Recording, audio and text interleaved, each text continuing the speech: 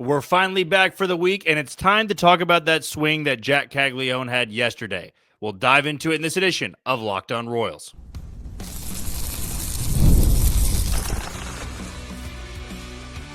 You are Locked On Royals, your daily Kansas City Royals podcast. Part of the Locked On Podcast Network, your team every day. You are tuned into another edition of Locked On Royals in the Locked On Podcast Network. As always, I'm your host, Jack Johnson, and you can find me on Twitter or X at JohnnyJ_15. That's at JOHNYJ_15. And you can catch us on wherever you get your podcast. That can be Spotify, Apple Podcast, Amazon Music, Google Podcast, Run Odyssey, and YouTube.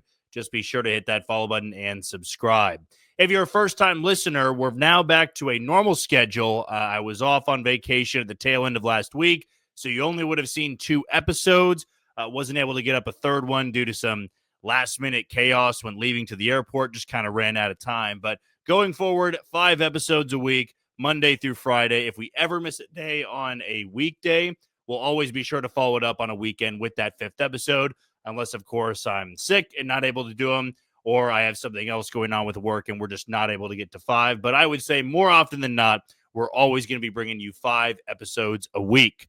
And a reminder that today's show is brought to you by FanDuel. Right now, new FanDuel customers can get $150 in bonus bets if your first $5 bet wins.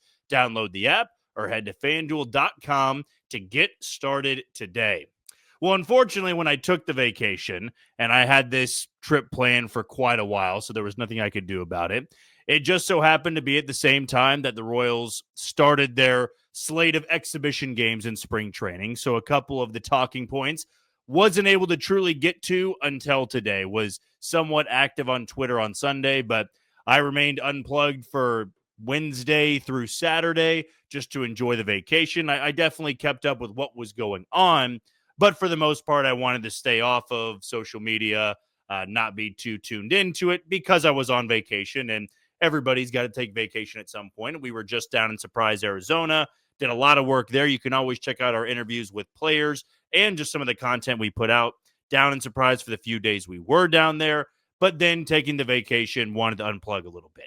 Now we're back, have a lot to get to because we missed about 3 to 4 games of action, and I would say in those 3 or 4 games, the moment that stole the show was Jac Caglianone's swing on Sunday afternoon.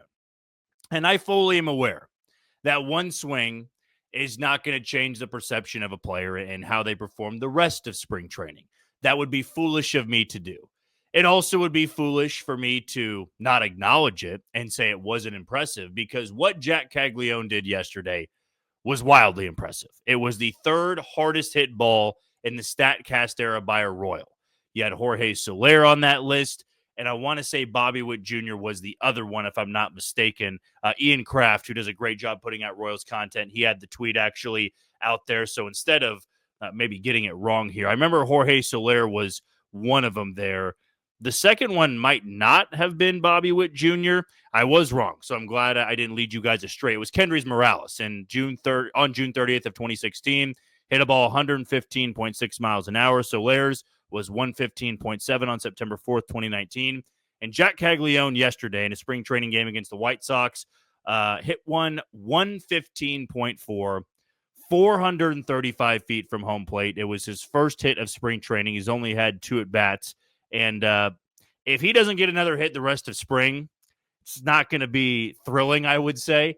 We certainly will only have that to look back to. It's still damn impressive, though.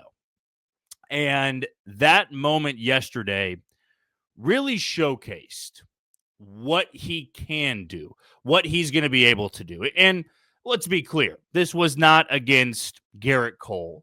This was not against Blake Snell. It was lefty on lefty, and it was against a very successful minor league arm for the Chicago White Sox, who had a sub-2 ERA between AA and AAA last year. But the lefty-on-lefty crime for a rookie hitter, somebody who's never spent an entire year at the professional level, that's freaky stuff. 115 miles an hour, 435 feet to straightaway center. There's not many balls hit that hard, and they certainly won't have too many of those in 2025 at the big league level. You've got Ellie De La Cruz and O'Neill Cruz who can hit the ball 120-plus miles an hour. And I wouldn't put it past Jac Caglianone to do that either. But what yesterday showed me was that with a mistake, that's the damage he can cause.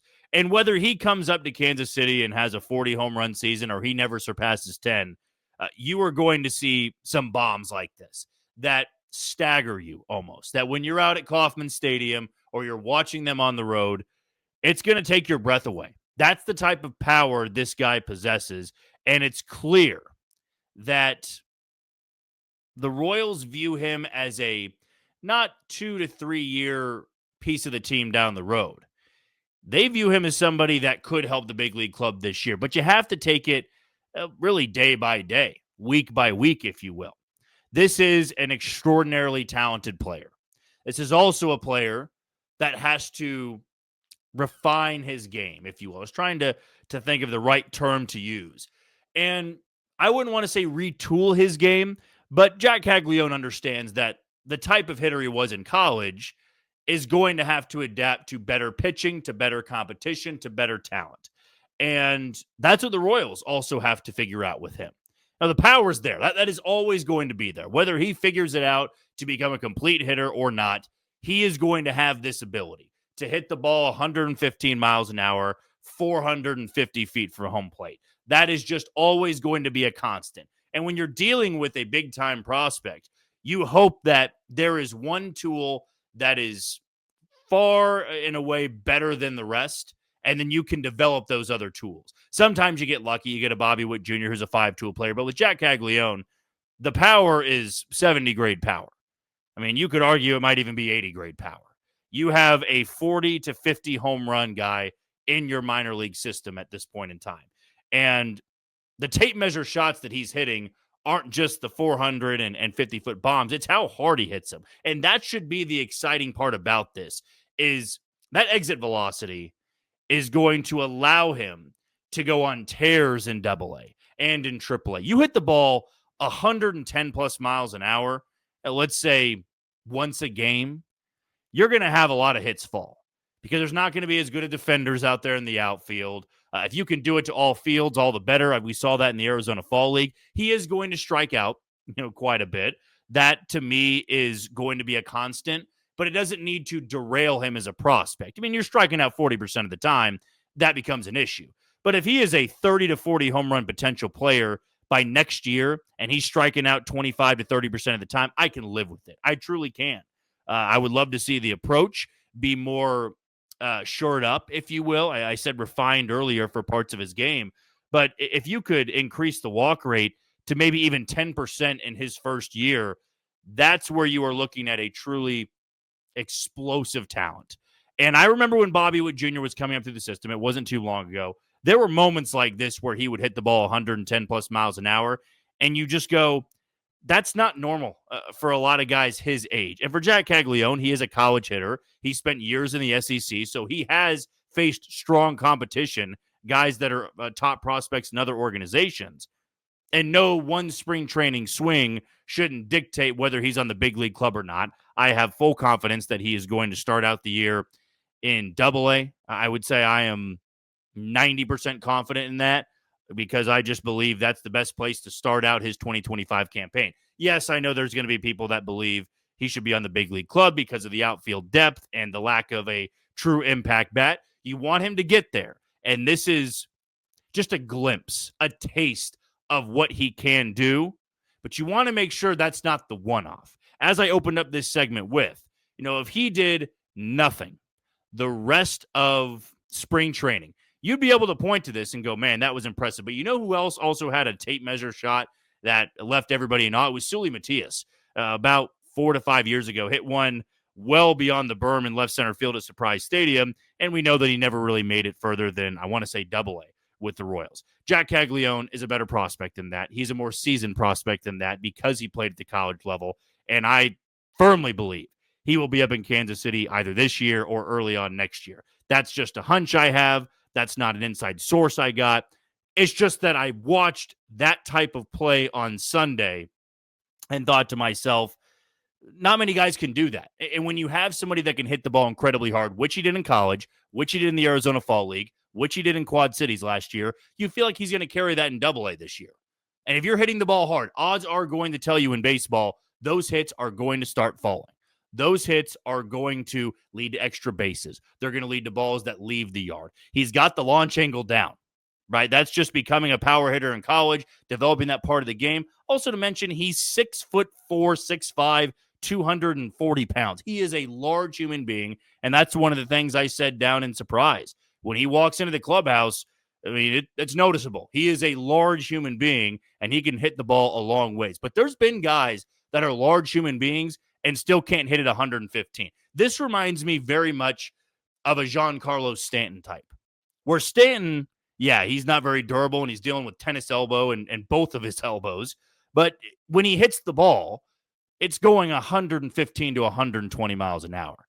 He hits the ball a long, long ways. I see that with Jac Caglianone. Yes, he's got a ways to go, but he's further along than maybe some people thought he would be at this point in his career. He hasn't played a ton of minor league games, but to do that in a spring training game, it wasn't going to surprise me if he got, overmatched a little bit in camp just because of the pressure and all the eyes on him. He did strike out in his first at-bat he had in spring training, but his second one, 115 off the bat. It was the third hardest hit ball in the StatCast era for a Royals player. The other two, Kendrys Morales and Jorge Soler, in the regular season. It's only spring training, and it is in Arizona.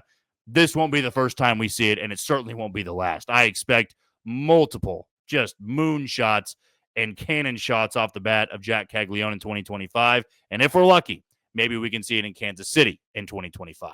All right, we're going to take our first break of the show. When we come back, I think Daniel Lynch is making a strong case to be a big-time weapon for this team in 2025. Will it be in the bullpen? Will it be in the rotation? Regardless, it's good to see his new pitches working out for him. We'll dive into that next on Locked On Royals. You are tuning to Locked On Royals and the Locked On Podcast Network. I'm your host, Jack Johnson. You can find me on Twitter or X at JohnnyJ_15.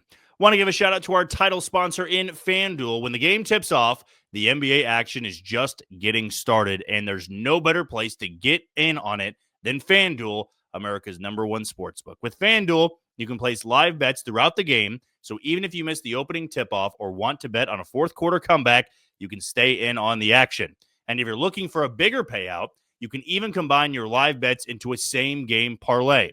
Right now, new FanDuel customers can get $150 in bonus bets if your first $5 bet wins. Just visit FanDuel.com to join today. That's FanDuel.com for your shot at $150 in bonus bets. Make every moment more with FanDuel, the official sports betting partner of the NBA. But for my pick, I'm going to go in the college basketball ranks, as tonight, a big Monday game in Lubbock, Texas. The Red Raiders going up against the Houston Cougars. Give me the Cougars to win on the road. The Red Raiders, got them in Houston the first go-around. I feel confident that Kelvin Sampson's group is going to be able to split with the Red Raiders before they head off to Lawrence, and take on KU this coming Saturday. But I'll go with Houston and that money line for my FanDuel pick. Our next segment is going to shift over to the pitching side of things, and more importantly, what we saw in Game 1. Back on Friday at Surprise Stadium, it was the Royals and the Rangers, and Daniel Lynch kicked things off on a high note, you could say. And Daniel Lynch is somebody that if you went back to June of 2024, I was actually at this game. The Yankees were in town. The Royals were in a bit of a slump, and it was a struggle. It truly was a struggle for Daniel Lynch to eat the remaining innings after Dan Altavilla had struggled as the opener. And Daniel Lynch is out there on the mound and getting around some hard-hit balls. There was some good fortune for him, and the stat line didn't look too bad until Giancarlo Stanton, who we did talk about in the first segment, parked one well beyond the fountains. It was a 3-run shot. It was one of the final batters he faced. And in the clubhouse afterwards, when we were speaking to multiple players and we had the chance to speak to Daniel Lynch, he said, I'm a starter, and it wouldn't be my choice to come out of the bullpen. And it felt as if it was the beginning of the end. And when you see a player who's struggling go after some of the moves made by the manager, it just doesn't feel like there's going to be another start. It doesn't feel like that guy's going to be on the roster the next day. And lo and behold, that was the truth. Daniel Lynch was optioned to Omaha, and leaving the park that night, it had to feel that that was going to be the last time we saw Daniel Lynch pitch in a Royals uniform, because Michael Wacha was coming back. The rotation was going to be intact. Daniel Lynch hadn't done enough to prove that he was going to stay in Kansas City, whether it be in the rotation or out of the bullpen. There were too many issues with his game. But here comes September, and here comes Daniel Lynch again, and he doesn't give up a run in 20-plus innings. And he becomes this secret weapon, if you will, almost a Swiss Army knife for the Royals bullpen, where he can throw in long relief. He can give you one inning. If you need a couple innings late, he's going to be able to do that as well. And it was incredibly valuable to a bullpen that was taxed by the end of the year. And then going into this offseason, you almost pencil him in as one of the locks for the bullpen. And I do feel that way. And when he takes the mound on Friday, he's showcasing a cutter. His fastball's got good spin to it. The slider's working. He's inducing soft contact. All of these things were great to see. Because even though spring training's not going to tell you much, it was a good thing to see Daniel Lynch go out there and pitch well in that first outing. Not have to worry about too much. The command was there. It was sharp. The spin rate. This new cutter looks good. You look at all the advanced data there, it would tell you that Daniel Lynch, not just by spring training standards, but by that advanced data standards, had a very strong outing. One of the more impressive outings on that Friday around all different complexes in Arizona and in Florida. And so it brings me to this point of roster construction. How do you handle the bullpen? How do you handle the rotation? I still believe that Daniel Lynch is better suited for the bullpen. He has found success there. He never really found success in the rotation. And even though I go back to that point in June of 2024, where Lynch said, I'm a starter, I would prefer to go from the first inning on, then come out of the bullpen with an opener in front of me. And that's more so confidence in a pitcher. I don't believe I need an opener. I can start this game from start to finish, and we can be just fine. But the numbers weren't there for it. And back then, Daniel Lynch felt that way because he hadn't had the success yet in the bullpen. Then he finds that success in the bullpen, you become more of a weapon. I was frustrated that they didn't use him that much in the postseason, and there were some opportunities to go to him in the postseason. Now, I do believe that that long relief spot and that Swiss Army knife spot is his to lose. And if he's showcasing that new pitch, as we just brought up, the cutter, there's an opportunity for him to start games again. It just doesn't feel like the Chris Bubic situation, though, where Bubic, I get this sense that they want him to win the number 5 spot, and then everybody else falls behind him. The Royals also have to have about 7, 8, 9 starters this year if they're going to be a playoff team. You have to have that depth, and for Daniel Lynch to look like that, it is a very big step forward for this group in 2025. To get value out of guys you once thought were no longer going to contribute at the big league level, that is the difference at times in falling a game or two shy of the postseason and getting over the hump. Hell, it might be the difference in this team finishing second or winning the division. It's just little margins here and there, and Daniel Lynch feels like one of those guys who could do it, who could be one of the Swiss Army knives out of the bullpen. And one of those guys in the bullpen, maybe one of the lefties, Angel Serpa, Sam Long, they do have the regression. Now, seeing what Daniel Lynch can do, seeing that his craft is getting better, the spin rate is there, people have been working with him, these are all excellent signs. I was one of those people that was out. I didn't see how there was going to be a path again for Daniel Lynch. And when he got called up to Kansas City in August, right before September, I imagined it was going to be in mop-up duty, and some of his first couple outings were. But when he was on, that stuff was great. He was getting the swing and miss. He was no longer struggling with command. He was putting the ball exactly where he wanted to. He was getting a ton of soft contact. I expect more of the same for the Royals in 2025. And maybe he has in his mind, I'm taking that number 5 spot. But if he doesn't grab the number 5 spot or the number 4 spot in the rotation, there is an incredibly valuable role in the bullpen for him. And that can't be lost on him. That can't be lost on the Royals. Long relievers can be viewed as just, inning eaters. And Jordan Lyles would have been fine in that role last year, but he was gone by April. We never saw him again. He was on leave from the team, and he went on to go take a minor league deal with the Dodgers. But to have somebody like Lynch who can go out there and give you 3 solid innings, only throw 25 to 30 pitches, can save you the bullpen and also keep you in the game. And there's going to be moments where starter doesn't go deep into the game and your bullpen might be a little bit taxed and it's a 1-run game. Daniel Lynch might get the 5th, 6th, and 7th. Turn it over to Estevez and Ursig in the 8th and the 9th. That will happen this year, especially if Daniel Lynch continues to look good, stays healthy in spring training. But that was damn impressive from a day one start for him. He's probably going to get a couple more starts out there. I just view him as a bullpen piece and more so in that Swiss Army knife role than winning that number 5 spot. I expected to go to Chris Bubic. And until there is an injury of some sorts or somebody torpedoes in spring training, I'm going to stick with that prediction of Bubic being the number 5 guy, Lorenzen being the 4, and Lynch being one of those long relievers and guys that can go multiple innings out of the bullpen.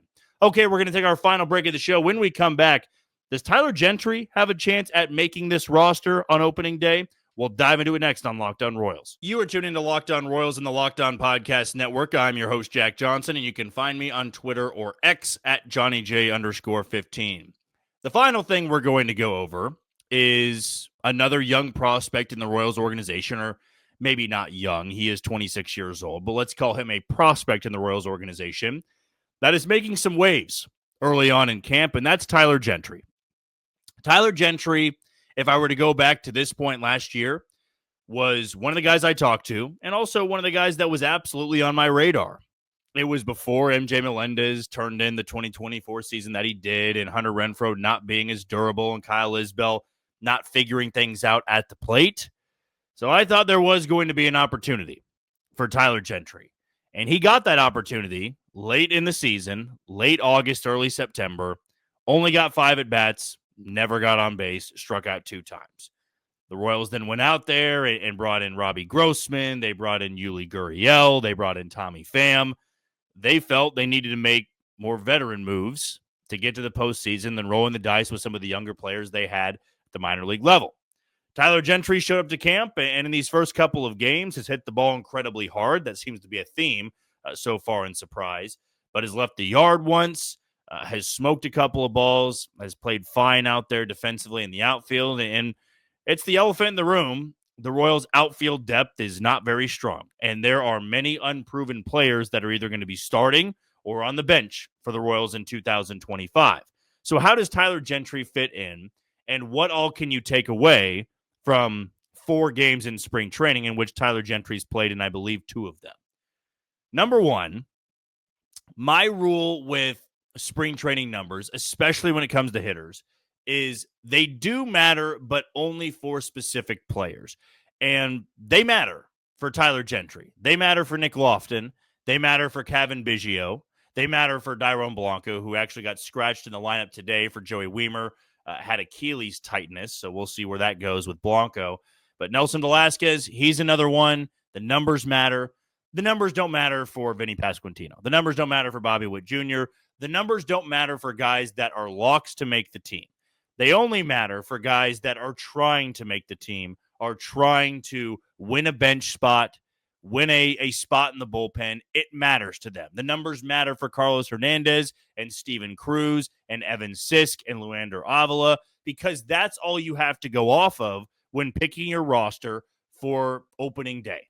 You can't go off of minor league numbers all the time last year. You've got tryouts right in front of you. And for Tyler Gentry, there is a spot on the 26-man roster for him. He could take Joey Wiemer's spot. He could take Cavan Biggio's spot. He could take Dairon Blanco's spot. And as long as he keeps hitting, he is going to force the Royals' hand. You are on the 40-man roster. You did get a crack at the big leagues last year. It was right in the middle of a pennant race. It was the final month of the season. That's a tough spot to step into. Now we want you to be with the team from the start of the season and hopefully make it all the way through.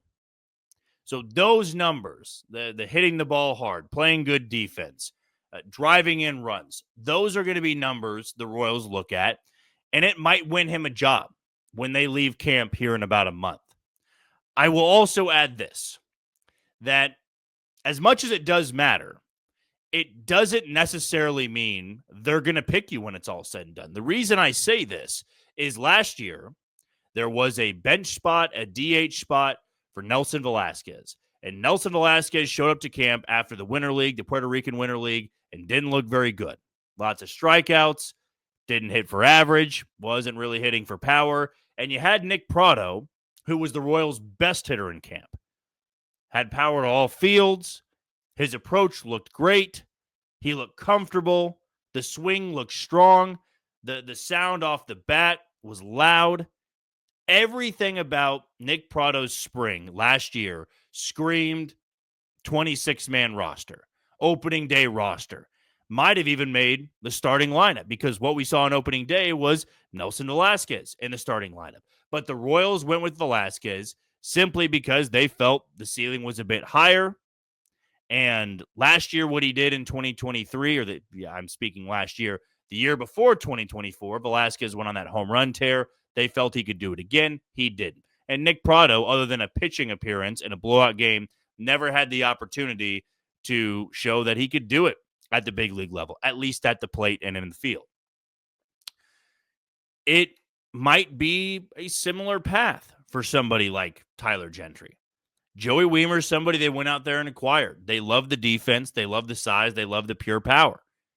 And maybe Joey Wiemer hits 150 in camp and Tyler Gentry hits 350 and they go with Joey Wiemer because of that upside and because of the defense.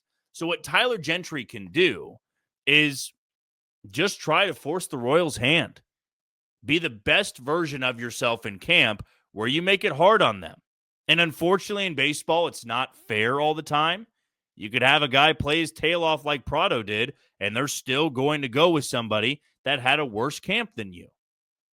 But these scouts, these front office personnel, J.J. Piccolo, Brian Bridges, coaches on the field, when you're talking about Jose Aguasil, Damon Hollins, Vance Wilson, Paul Hoover, Keone Duren, Alex Zumwalt, Brian Sweeney, they watch these guys every single day, and they know who can and cannot be an everyday big leaguer when they break camp. They are evaluating every little thing with these players. And with Tyler Gentry, I've been impressed so far. He actually looks bigger, by the way. The power has been there. Now he looks more filled out. And I do believe even if he doesn't make the team coming out of camp, we will see him at some point in 2025. Being on the 40-man roster, being that the outfield depth is pretty poor going into the year, and being that the Royals still value him as a prospect in their organization and have hopes for him. Spring training is just not a perfect science, and it never will be.